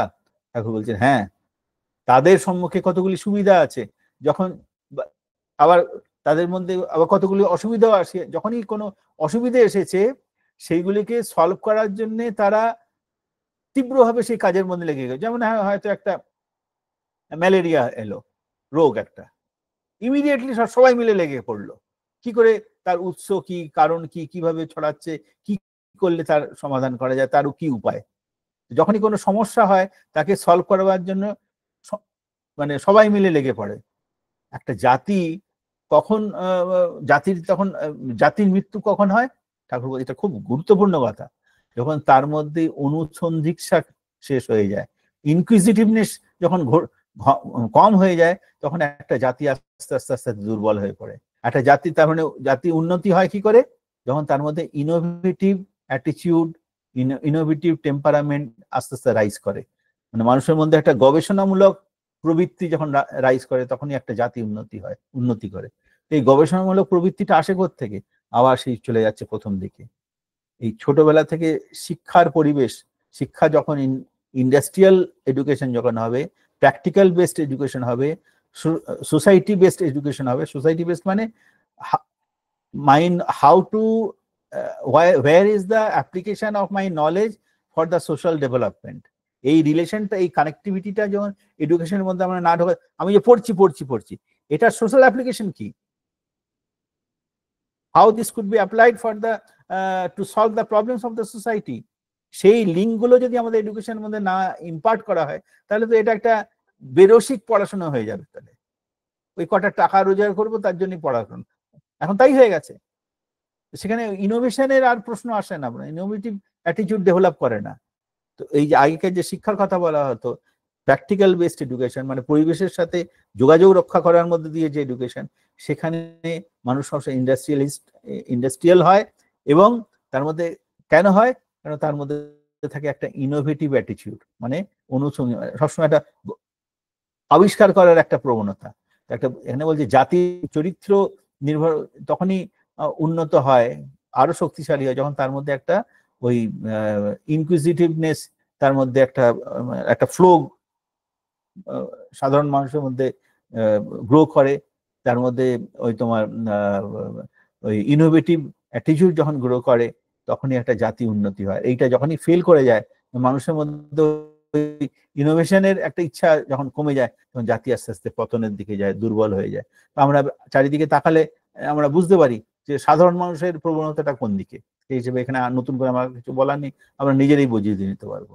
আর যখন এই ইনোভেটিভ যখন অ্যাটিটিউড যখন হয়, তখন মধ্যে একটা সেলফ স্যাটিসফ্যাকশন, সেলফ এনজয়মেন্ট হয়। আমাকে কে সার্টিফিকেট দিল, কে আমাকে অ্যাপ্রিসিয়েট করলো, কে আমাকে রিকগনিশন দিল, সেই দিকে তার খেয়াল থাকে না। সে নিজের খেয়ালেই আনন্দে, তো সে সৃষ্টির আনন্দে সে নিজেই কাজ করে যায়। কি আমাকে অ্যাওয়ার্ড দিল কি দিল না, কি আমাকে পুরস্কৃত করলো কি করলো না, বা কি আমাকে রিকগনাইজ করলো কি করলো না, কি আমাকে মান্যতা দিল কি দিল না, তার দিকে তার খেয়াল থাকে না। পাগলের মতো নিজেই আনন্দে সে সৃষ্টি তালেতে সে এগিয়ে চলে। তার এনজয়মেন্ট কি একমাত্র whether I am able to fulfill my ideal or not, আমি আমার আদর্শকে পূরণ করা, তাকে খুশি করতে পারছি কিনা। তিনি যদি তার ইচ্ছাকে যখন খুশি করার নেশা আমার মধ্যে জেগে যাবে, তখন ওই বাইরে কে দিল বলা কে বললো না, আপনি তাদের কাছে এসে যায়, তখন ভাবতে হয় না, লোকে পায়ে ধরে ডেকে তাকে নিয়ে যায়, কিন্তু তার প্রতি তাদের লক্ষ্য থাকে না। কিন্তু এই জাতীয় যখন থাকবে না, সাধারণ অন্য লোকদের কি হবে, কি আমি অ্যাওয়ার্ডটা পাবো কিনা, সেটাই তার লক্ষ্য কাজের থেকে বেশি। তো তখন তার কাজ কি সব ঠিক হবে, তখন তার মধ্যে ফাঁকিবাজি এসে যাবে। আমার রিকগনিশন হলো কিনা সেটা যদি কারোর লক্ষ্য হয়, যত নোবেল পুরস্কার যারা পেয়েছেন না, তাদের যদি লাইফ হিস্ট্রি দেখে 99% লোকের মধ্যে এই ক্যারেক্টারিস্টিক্স গুলো ছিল, যে তারা নিজের কাজের আনন্দেতে তারা কাজ করে গেছে, অ্যাওয়ার্ড পাওয়ার জন্য করেনি। তারা নোবেল পাবে বলে কখনো করেনি, তারা ভাবেও নি যে আমাকে কেউ কোনোদিন আমি নোবেল পাবো। কাজ করাতে তাদের এমন আনন্দ পেত, সেই আনন্দতে তারা কাজ করে গেছে, আপনি তখন তারা রিকগনাইজড হয়েছে। যাই হোক, তো এই বিষয়ে আমরা আশা করি আমরা বুঝতে পেরেছি। তখন এবার আবার অন্য প্রশ্ন এবার চলে যাচ্ছে, সুইচ করে যাচ্ছে। এই তো সব বুঝলাম, তাহলে এরপরে যদি ধর্ম যদি এই হয়, তাহলে ধর্ম নিয়ে এত মারামারি কেন? ধর্ম যদি এত কিছু সহজ হয়, কৃষ্ণ, বুদ্ধ, মোহাম্মদ, এদের বলা ভাবা, এদের মধ্যে এত পার্থক্য কেন তাকে বলছে? এত সব ধর্ম মত, এদের মধ্যে লড়ালড়ি কেন? এদের চিন্তা ভাবনার মধ্যে এত পার্থক্য কেন? আপাত দৃষ্টিতে তাই আমরা এখন বুঝতে পেরেছি পার্থক্য নেই, কিন্তু আমরা সাধারণ মানুষ তো ইসলামকে সন্ত্রাসবাদী দল আজকাল বলা আরম্ভ করেছে। খ্রিস্টান, ওরা আমাদের সাথে কোনো আব্রাহিমিক রিলিজিয়ন, ও আমাদের সাথে কোনো সম্পর্ক নেই, এইসব লোকে বলে। এখানে ঠাকুরকে যখন মানে তার ইন্ডিকেশনটা এই, আজ থেকে কত বছর হয়ে গেল, প্রায় 80 বছর আগেকার আলোচনা, 85 বছর আগে আলোচনা হয়েছিল। তো সেই সময়ের একই কথাই বলছেন, যখন এখন মানুষ যেগুলো বলে, তো ঠাকুর বলছেন ধর্মের মারামারি কোথাও নাই, কখনো ছিল না। কারণ ধর্ম হলো তাই যাতে নাকি existence and becoming, being and becoming অব্যাহত থাকে, বাঁচা বাড়া অব্যাহত থাকে। এটাই যদি ধর্ম হয়, ধর্মে মারপিট কোনোদিনই ছিল না। যাতে মানুষ এগিয়ে যায়, সেটাই তো তার। আর প্রত্যেক মানুষের তো সাধারণ ইন্টারেস্টই হলো আমি যেন বর্ধনশীল হই। তাই ধর্মের যে প্রাইম ল, সেখানে কোনো গোলমেল নেই। কিন্তু মানে বেঁচে থাকা এবং উন্নতি করাই যদি ধর্মের মূল কথা হয়, তাহলে তো প্রাইমারিলি এখানে কোনো ডিফারেন্স নেই। গরমিল কখন হয়? যখন এখানে তিনি বলছেন যে দেশকাল পাত্রভেদে, আর তা যখন দেশের কালের বৈশিষ্ট্য যা প্রয়োজন, তখন সে হ্যাঁ, মানে এক্সটার্নাল অ্যাক্টিভিটি। আজ থেকে খ্রিস্টানিটি 2000 বছর আগে এসেছিল, কৃষ্ণ 5000 বছর আগে এসেছিলেন। তিনি তখনকার মতন করে কিছু নীতিবিধি বলে দিয়ে গেছেন, তখনকার পরিবেশ পরিস্থিতি অনুসারে। যীশু খ্রিস্ট 2000 বছর আগে এসেছিলেন, তখনকার পরিবেশ মধ্যে। হযরত মুহাম্মদ যখন এসেছিলেন, তখনকার পরিবেশ তিনি বলে গেছেন। তিনি যে নীতিবিধিগুলি বলে গেছিলেন, তার প্রাইম গোল হলো কিন্তু সবাই যেন বাঁচে আর বাড়ে। এটা প্রাইম গোল, এটা কমন ফ্যাক্টর, যেটাকে ধর্ম বলা হয়। এখন তখনকার মতন করে তিনি কিছু বিশেষ নীতিবিধি বলে গেছেন সেই পরিস্থিতি অনুসারে, সেই পরিবেশ অনুসারে। তাহলে তো সেখানকার সময় এবং কাল এবং স্থান হিসেবে সেই যা তিনি নীতিবিধি বলে গেছিলেন, আজকের কাল আর সময় এবং স্থান হিসেবে তার নীতিবিধিগুলো কিছু পাল্টাতে বাধ্য। ঠাকুর উদাহরণ হিসেবে বলছেন যে, যেমন দক্ষিণ ভারতে, সাউথ ইন্ডিয়াতে গেলে লঙ্কাটা একটু বেশি করে খেতে হয়, সেখানকার গরম আবহাওয়ার জন্য সেটা সুইটেবল। আমরা এই পূর্ব দিকে লোকেরা যদি বেশি করে লঙ্কা খায়, তাহলে কিন্তু অ্যাসিডিটি হয়ে যাবে, সেটা আমার পক্ষে সুইটেবল নয়।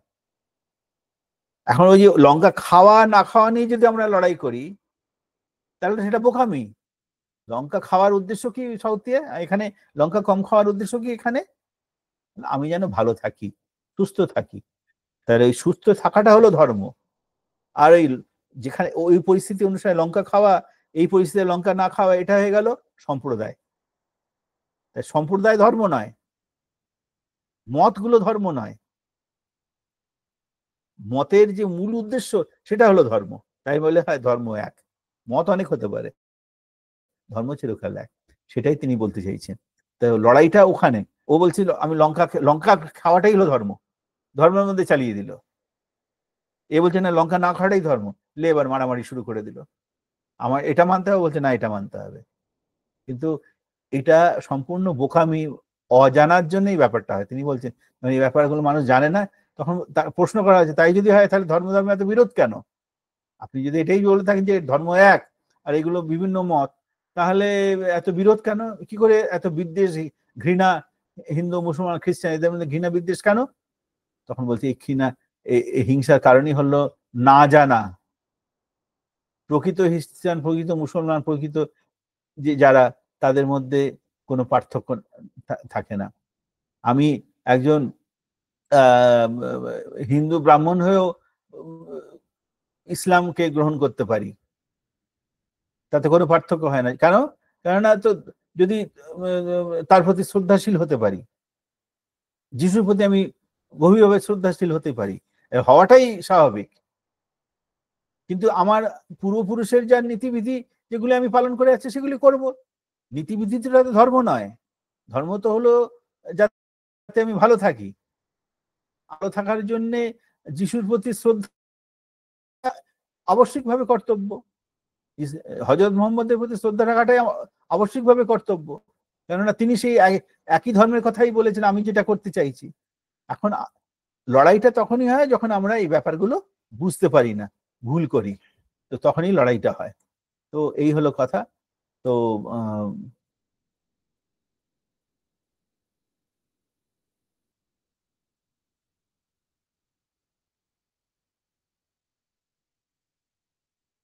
যাই হোক, তো সেক্ষেত্রে আর কি প্রকৃতপক্ষে ভেতরে কোনো বিরোধ নেই। বিরোধটা আমাদের অজ্ঞানতাটাই আমাদের বিরোধের কারণ। কেননা ধর্ম এবং সম্প্রদায় এই দুটোর মধ্যে যে পার্থক্য আছে সেটা আমরা যখন বুঝতে পারি, আমরা এই সম্প্রদায়গত নীতিবিধিগুলোকেই আমরা যখন ধর্ম মনে করি, তখনই ঝগড়াগুলো হয়। আজকের দিনে যে ঝগড়া হচ্ছে সেটা সেই কারণেই।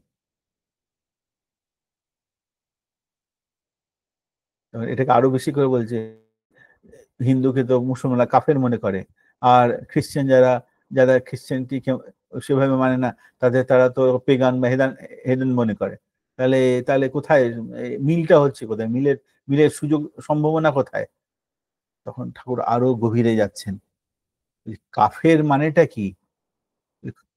সেই হিসাবে কাফের যদি বলে যে কাফের সাথে আমাদের মিল নেই, কাফেররা অধার্মিক, বা আমাদের, সেটা একদিকে কথাটা ঠিকই যদি তার মূল অর্থে যায়। ওরা কাফের বলতে যেটা বোঝাচ্ছে সেটা কিন্তু প্রকৃত কাফের নয়। হযরত মুহাম্মদ কাফের বলতে বলেছেন যারা ধর্মের নীতি মানে না, ধর্মকে পালন করে না। ধর্ম মানে পরিবেশ সহ নিজের বাঁচা বাড়ার নীতি, পরিবেশকে নিয়ে আমি যাতে ভালোভাবে বাঁচতে পারি সেটাকে পালন করা হলো ধর্ম। যারা ধর্ম মানে না, যারা ঈশ্বর এক ও অদ্বিতীয় এটা মানে না, যারা ঈশ্বর প্রেরিত পুরুষদের মানে না, তাদের শিক্ষিত হয়ে ওঠে, যারা তার পূর্ববর্তী যে ঈশ্বর প্রেরিত পুরুষ রয়েছেন তাদের মানে না, এরা যাদের মানে না, যারা এদের মানে না তাদের হলো কাফের। মানে তারা অস্তিত্ব বিরোধী, তারা মানবতা বিরোধী, তাদের তাদের মানে বিশেষ করে তাদের শায়েস্তা করা বা তাদের তারা যেন ক্ষতি করতে না পারে সেই দিকে নজর দেওয়া, তার জন্য যা করা প্রয়োজন তাই করতে হবে, এই ব্যাপারটা তিনি বলেছিলেন। তো সেই দিক দিয়ে তো ঠিকই আছে, কৃষ্ণ তো তাই বলেছিলেন, শ্রীরামচন্দ্র তো তাই বলেছিলেন। যারা এই ধর্মের নীতি মানবে না, নিজের ব্যক্তি এবং পরিবেশের বাঁচা বাড়ার নীতি মানবে না, তাকে তো সে যেন সমাজকে, মানুষের অস্তিত্বকে, মানব জাতিকে ক্ষতিগ্রস্ত করতে না পারে তার ব্যবস্থা করতে হবে। তার জন্য যা করার প্রয়োজন করতে হবে। তার জন্য যুদ্ধ করতে হলে যুদ্ধ করতে হতে পারে, যুদ্ধ করাতে তার কোনো স্বার্থ নেই, আনন্দ নেই। যেখানে বাধ্য হচ্ছে যুদ্ধ করতে সেখানে অস্ত্র তুলতে হচ্ছে, রামকে তুলতে হয়েছিল, কৃষ্ণকে তুলতে হয়েছিল, মোহাম্মদকে তুলতে হয়েছিল। তো এই ব্যাপারটা আর কি, যারা এটা করছে না তারা ম্লেচ্ছ, তারা কাফের, তারা হেদেন, আমরা আমরা বলি ম্লেচ্ছ, খ্রিস্টানরা বলে হেডেন হেদেন, আর মুসলমানরা বলে কাফের, ব্যাপারটা একই। আবার তিনি বলছেন হিন্দুরা তো পুতুল পূজা করে, পৌত্তলিকতার উপাসক, পৌত্তলিক, তারা মূর্তি পূজা করে। ওরা তো মূর্তি পূজাকে বলে ধর্মবিরোধী কাজ।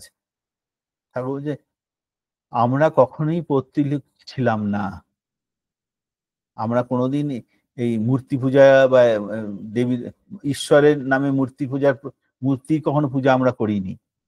আমরা ছিলাম ঋষির পূজারী, ঋষির অনুশাসন মেনে চলতাম।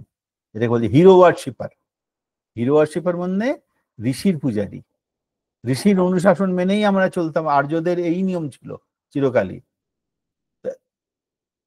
এখানে হয়তো বলা নেই, অন্য জায়গায় বলা আছে, যখন ওই ঋষিদের অভাব হতে আরম্ভ করলো তখন ওরকম বিশেষ বিশেষ গুণসম্পন্ন মানুষের বৈশিষ্ট্যকে একটা মূর্তি আকার দিয়ে সেগুলিকে পূজা করা আরম্ভ করলো। তার পেছনে উদ্দেশ্য ছিল যাতে সেই গুণগুলি একটা মোটামুটি একটা প্রেরণা দেওয়ার মতো একটা অবয়ব আমরা তৈরি করতে, মানুষের মতন করে। তার এই দেবতা মানে তার মধ্যে এই গুণগুলি ছিল, সেই গুণগুলিকে যাতে আমি আয়ত্ত করতে পারি, সেই উদ্দেশ্যেই এই দেবী দেবতার পূজার প্রচলন শুরু হয়। দেবী দেবতা বলতে কিছু উচ্চ মানবীয় গুণের সমাহার তারা।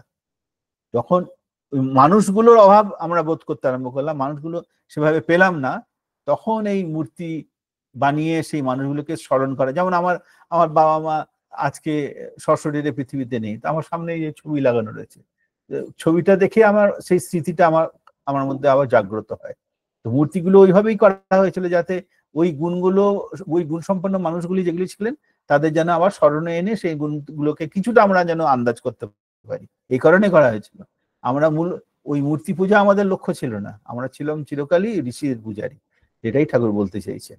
তাহলে সেটাকে যদি প্রাধান্য দেওয়া হয় তাহলে তো ওই হিসাবে তো ঠিকই, ওরা যা বলছে কথাটা ঠিকই, এটাই তো আমাদেরও কথা। অতএব মূল জায়গায় কোনো পার্থক্য নেই।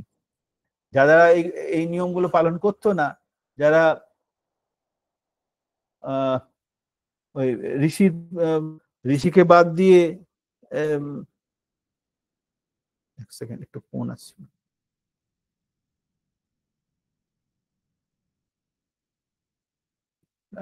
ঋষিকে বাদ দিয়ে ঋষি মূর্তি টুর্তি ইত্যাদি পূজা করতো, তাদের অসুর বলা হতো এই সময়, আর্যরা তাই বলতেন। তো এই হলো ব্যাপার। আলোচনা তো আরো করা যেতে পারে, কি আজকে শেষ করবো এখানে? অনেকটাই হয়ে গেল তো, এখন বেশি বললে আবার বোরিং হয়ে যাবে। কি সৌভিক, আমার আওয়াজ শোনা যাচ্ছে? এবার শুনতে পাচ্ছি। দারুণ লাগছিল, উপভোগ্য ক্লাস অত্যন্ত। আমি ভাবছিলাম যে হ্যাঁ, এবার আমাদের ওই 10টা 10 অবধি হয়ে এবার যদি আমরা দুটো কোয়েশ্চেন নিয়ে নিই এখান থেকে, যারা আছেন আমাদের এখন ক্লাসে, আপনারা যদি কোনো কোয়েশ্চেন থাকে করতে পারেন। এবং আমারও ব্যক্তিগত একটা প্রশ্ন আছে যে, আর আমার পরে আপনারা করতে পারেন, রেজ হ্যান্ড করতে পারেন বা আনমিউট করে প্রশ্ন করতে পারেন। এই ক্লাসটা এখানে আজকে যতটা হবে, দাদার কাছে অনুরোধ, এটা আমরা এখান থেকেই আবার নেক্সট ক্লাসে রেজিউম করব। আশা করি দুটো ক্লাসে শেষ হয়ে যাবে, তাই না দাদা? হ্যাঁ হ্যাঁ, আর বেশি তো নেই মনে হচ্ছে। আচ্ছা আচ্ছা, তা আমার প্রশ্নটা হচ্ছে, এই যে কাফের, হিদেন আর আমরা বলি ম্লেচ্ছ, এই ব্যাপারটা যদি, হ্যাঁ এই ব্যাপারটা যদি সেমই হয়, তিনজনের মানে ভিউটা তো শুনে একই লাগছে, তাহলে আজকে ওই ইসলামের দিকটা এত ক্রুডভাবে দেখা যাচ্ছে কেন? ইসলামের জায়গাটায় এতটা মানে স্ট্রিক্টলি ব্যাপারটা ফুটে উঠছে কেন? আমরা তো ম্লেচ্ছর ওপর ওরকম একটা অত্যাচার করেছি বলে হিস্ট্রিতে শুনি না, কিন্তু ওদের ওখানে কিন্তু ইসলামের দিকে কিন্তু ক্রুয়েলটিটা দেখা যাচ্ছে, বা এই সেম জিনিস খ্রিশ্চিয়ানিটিতে কিছুটা দেখা গেছিল, তবে এতটাও না, তাই না? হ্যাঁ, ওই রকমে না, অন্য রকমে। ওখানে যে কনভার্সন যেগুলো হয়, সেখানে যাজনগুলো আমি শুনেছি, ওখানে তো আদিবাসীদের জায়গা ঝাড়খণ্ড, ওরা কিভাবে যাজন করে সেটা আমি জানি, এখানে কি প্রত্যক্ষ করেছি। যাদের যাজন করে তাদের কি কি বলা হয় সেসবগুলো আমি তাদের সাথে কথা বলে আমি জেনেছি কি বলা কি হয়। খ্রিস্টানদের? তারা খুব খুব সফিস্টিকেটলি করে আর কি। ধীরে ধীরে ধীরে ধীরে ধীরে ধীরে এদের মাথা মানে ঢোকাতে আরম্ভ করে যে এইসব যে করে আসছে সেগুলো সমস্ত ফালতু কথা, মানুষ তোমাদের বোকা বানানো হচ্ছে, এই দেব দেবতা এগুলো কেউ কিচ্ছু করে দেয়, একমাত্র যিশু ছাড়া কেউ তোমাকে বাঁচাতে পারে। যিশু মানে আগে ছিলেন, যিশুর পরে আর কেউ আসেনি, যিশুই শেষ, একমাত্র যিশুই তোমার সেভিয়ার। ওই যে ও তখন বলে দেয় I am the way the truth none can go to the father but through me. আবার শ্রীকৃষ্ণ বলছেন যদা যদা হি ধর্মস্য, ওখানেই ওর থেমে যাচ্ছে। হযরত মুহাম্মদ লা ইলাহা ইল্লাল্লাহু মুহাম্মাদুর রাসূলুল্লাহ।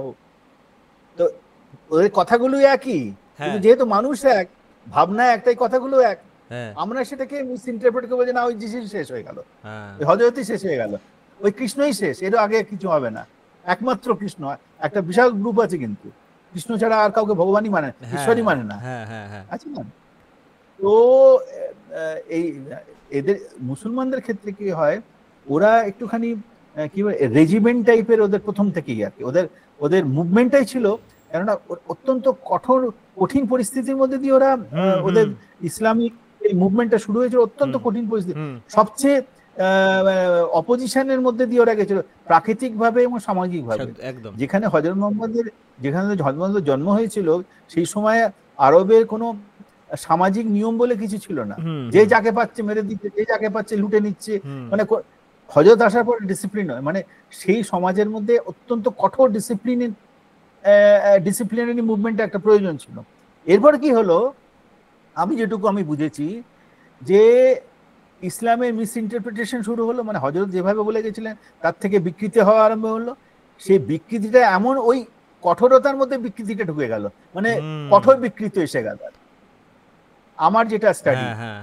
এবং শুধু তাই নয়, আমার তো মনে হয় যে কোরআনের মধ্যে এমন কিছু আয়াত আছে যেগুলি সন্ত্রাসবাদীরা যেটা বলে একদম ঠিক বলে, মানে ঠিক বলে বলতে ওরা যা মানে যা লেখা আছে অবিকল সেটাকেই ফলো করছে, মানে ওই যে কঠোর ভাবে ফলো করা, তার মধ্যে ওরকম মেরে দেওয়ার কথা বলা আছে। দুটো, একটা মিস ইন্টারপ্রিটেশন, আর একটা কি, কোরআন যখন লেখা হয়েছে সেটা হযরত মুহাম্মদ তিরোধানের অনেক পরে, সমস্ত ওই যাদের স্মৃতিতে ছিল সেগুলোকে মিটিং করে কালেকশন করে একটা ওইগুলোকে লিপিবদ্ধ করা হলো, এবং সেখানে মিটিং এ ডিসাইড করা হলো this is final, full and final. সেখানে গন্ডগোল ঢুকে যাওয়াটা খুব অস্বাভাবিক কিছু নয়, হযরত মুহাম্মদ নিজে তো সেটা এডিট করে দিয়ে যাননি, যেটা ঠাকুর করে দিয়ে গেলেন। ফলে সেই বিকৃতিটা আস্তে মাল্টিপ্লাই হতে হতে হতে আজকে একদম যা বলে আছে তাই আমাকে করতে হবে, এটা ছাড়া আর কিচ্ছু করবো না, এটাই একমাত্র জান্নাতে যাওয়ার পথ। বর্তমান পুরুষোত্তম পরম্পরাকে না ধরলে কিন্তু ওর থেকে ওরা বেরোতে পারবে এবং সুসাইডাল অ্যাক্টিভিটির মধ্যে দিয়ে থেকে যাবে। তো এই জিনিসকে মানার মতন তো একটা মানসিকতাও চাই। তো ওই কট্টরতা ব্যাপারটা হযরত মুহাম্মদ শুরু করেছিলেন, সেটা তার ডিরেকশনে যখন, তার নেতৃত্বে যখন ছিল ঠিক ছিল, কিন্তু ওই কঠোরতাটা থেকে গেল, কিন্তু তার মধ্যে ঢুকে গেল বিকৃতি কঠোর হয়ে গেল তারা, তখন তারই এই পরিণতি এটা আমরা দেখতে পাচ্ছি। তাহলে এই যে আমার অ্যাসেসমেন্ট এটাই, মানে একটা ওই সময়ে হযরত মুহাম্মদের প্রয়োজনে একটা ধারালো তরোয়াল তৈরি হলো, তরোয়ালটা রয়ে গেল, প্রয়োজনটা অন্য কিছু হয়ে গেল। আমাদের বড় কেন্দ্রের দিকে দেখো না তুমি, হ্যাঁ, বিকৃতিটাকে যা আমাদের সাথে যেটা আদর্শগত বিরোধ, যেখানে অবিকৃত ঠাকুরকে ধরে রাখা, তো ওরা, আমরা বলি ওটা তার মানে ওরা বিকৃত ঠাকুর বলছে, কিন্তু বিকৃত ঠাকুরকে সেটাকে কঠোর ভাবে পালন করছে, কোনো কম্প্রোমাইজ করা যাবে না, তুমি যদি না মানে সোজা গেট আউট। এক্স্যাক্টলি। আর আমরা দেখতে গেলে ইতিহাসে বারবার এই জিনিসটা ঘটেছে, কিন্তু প্রত্যেকটা মুভমেন্টে এটা কোথাও কোথাও ঘটেছে।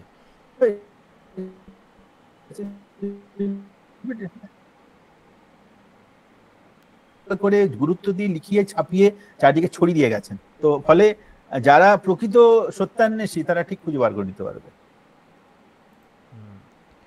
তা আমার তো এটাই প্রশ্ন ছিল, আমি উত্তর পেলাম। আর আপনাদের কারোর যদি কোনো প্রশ্ন থাকে করতে পারেন, আর 2 মিনিট আছে, তারপরে আমরা ক্লাসটাকে আজকে এখানে বলতে গেলে পজ করব, তারপরে পরের দিন আমরা রিজিউম করব ওখান থেকে। কুট্টি বা কারোর প্রশ্ন আছে?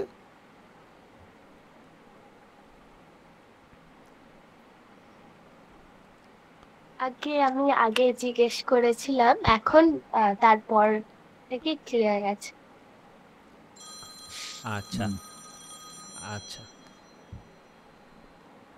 তাহলে আশা করি তাহলে আজ সবার খুব উপভোগ্য হয়েছে। আমি তো প্রচণ্ড আনন্দ পেলাম, অনেক কিছু জানতে পারলাম।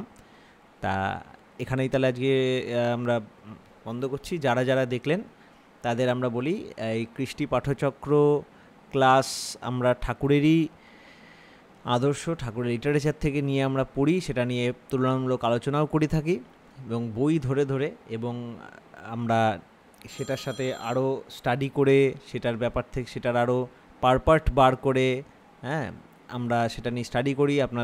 আমরা সবাই প্রশ্নোত্তর এবং বোধয়ন্ত পরস্পরমের মাধ্যমে আমরা নিজেও উজ্জীবিত হই, অন্যের মধ্যেও সেটা চালিয়ে দেওয়ার চেষ্টা করি।